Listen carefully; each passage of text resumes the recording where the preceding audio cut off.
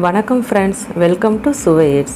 இன்றைக்கி நம்ம சேனலில் ஆல் டைம் ஃபேவரட்டான வெங்காய பக்கோடா மொறுமொறுன்னு டேஸ்ட்டாக எப்படி பண்ணுறதுன்னு பார்க்க போகிறோம். அதுக்கு முன்னாடி நம்ம சேனலை சப்ஸ்கிரைப் பண்ணாமல் இருந்தீங்கன்னா மறக்காமல் சப்ஸ்கிரைப் பண்ணுங்கள். கூடவே அந்த பெல் ஐக்கானையும் கிளிக் பண்ணுங்கள். இன்றைக்கி நான் வெங்காய பக்கோடா செய்கிறதுக்கு 3 பெரிய வெங்காயம் மீடியம் சைஸில் நீல வாக்கில் கட் பண்ணி எடுத்து வச்சுருக்கேன். இந்த மாதிரி கட் பண்ணதை நல்லா உதுத்து விட்டுக்கோங்க. தனித்தனியாக இருக்க மாதிரி வச்சுக்கோங்க. இப்போ இது கூட 1 டீஸ்பூன் இஞ்சி பூண்டு விழுது சேர்த்துக்கலாம். இது கூட 1 பச்சை மிளகா கட் பண்ணி சேர்த்துக்கிறேன். வாசத்துக்காக கொத்தமல்லி கொஞ்சமாக சேர்த்துக்கலாம். 1/4 டீஸ்பூன் பெருங்காயத்தூள், 1 டீஸ்பூன் மிளகாய்த்தூள், 1 டீஸ்பூன் மல்லித்தூள், 1/4 டீஸ்பூன் மஞ்சள் தூள், இது கூட 1 டீஸ்பூன் கசூரி மெத்தி காய்ந்த வெந்தயக்கீரை சேர்த்துக்கிறேன். அடுத்து 1 டீஸ்பூன் ஆம்சூர் பவுடர் மாங்காய் தூள் சேர்த்துக்கிறேன். ரொம்ப டேஸ்ட்டாக இருக்கும் இது ரெண்டும் சேர்க்குறதுனால. 1/4 டீஸ்பூன் கரம் மசாலா சேர்த்துக்கலாம். 1 டேபிள் ஸ்பூன் லெமன் ஜூஸ் சேர்த்துக்கலாம்.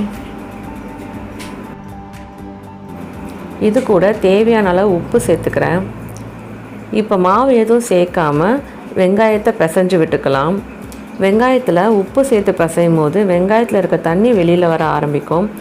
ஸோ அதுக்கேற்ற மாதிரி நம்ம மாவு சேர்த்துக்கலாம். இந்த மாதிரி நல்லா பிசைஞ்சு விட்டுக்கோங்க. இப்போ இது கூட 1/4 கப் கடலை மாவு சேர்த்துக்கிறேன். 1 டேபிள் ஸ்பூன் அரிசி மாவு சேர்த்துக்கலாம். மாவு மொத்தமாக போட்டு பிசைய வேண்டாம், கொஞ்சம் கொஞ்சமாக நம்ம சேர்த்துக்கலாம். இது நல்லா பிசைஞ்சு விட்டுக்கலாம். தண்ணி கொஞ்சம் கூட சேர்க்கக்கூடாதுங்க. இப்போ மறுபடியும் நான் 1/4 கப் கடலை மாவு சேர்த்துக்கிறேன். 1 டேபிள் ஸ்பூன் அரிசி மாவு சேர்த்துக்கலாம்.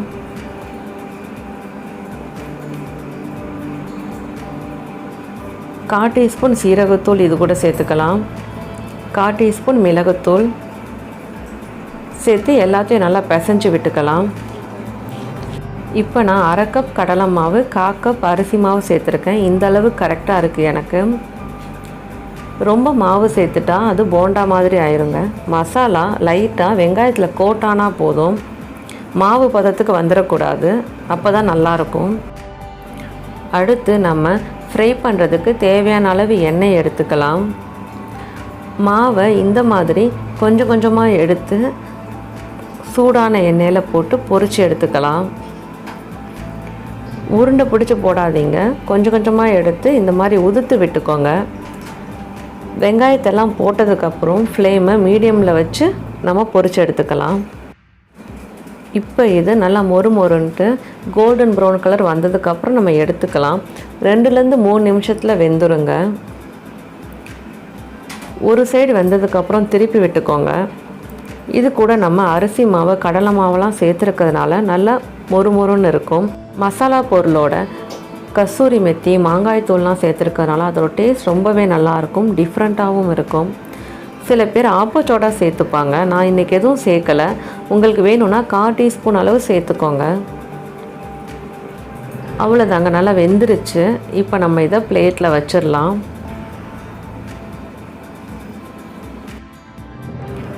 இது ரொம்ப சீக்கிரமாக செய்யக்கூடிய ஒரு ரெசிப்பிங்க. இதை செஞ்சு வச்சுட்டா சாப்பிட்டுக்கிட்டே இருக்க தோன்ற மாதிரியான ஒரு ரெசிப்பியும் கூட. இப்போ மொறுன்னு வெங்காய பக்கோடா 10 நிமிஷத்தில் ரெடி ஆகிருச்சு. ஈவினிங் டைமில் சூடாக வெங்காய பக்கோடா செஞ்சு கூட ஸ்ட்ராங்காக ஒரு காஃபி போட்டு உங்கள் ஃபேமிலி மெம்பர்ஸோடு சாப்பிட்டு என்ஜாய் பண்ணுங்கள். ரொம்ப நல்லாயிருக்கும். கண்டிப்பாக இந்த ரெசிபியை ட்ரை பண்ணி பாருங்கள். இந்த வீடியோ பிடிச்சிருந்தால் லைக் பண்ணுங்கள், ஷேர் பண்ணுங்கள். மறக்காமல் சுவையிட்ஸ் சேனலை சப்ஸ்கிரைப் பண்ணாமல் இருந்தீங்கன்னா சப்ஸ்கிரைப் பண்ணுங்கள். கூடவே அந்த பெல் ஐக்கானையும் கிளிக் பண்ணுங்கள். நன்றி.